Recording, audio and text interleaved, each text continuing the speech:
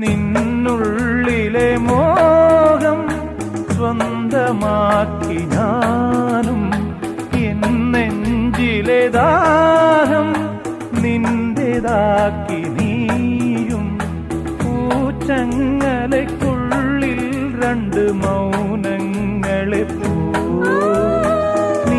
താമരത്താളിൽ പനി നീർത്തുള്ളികളാ.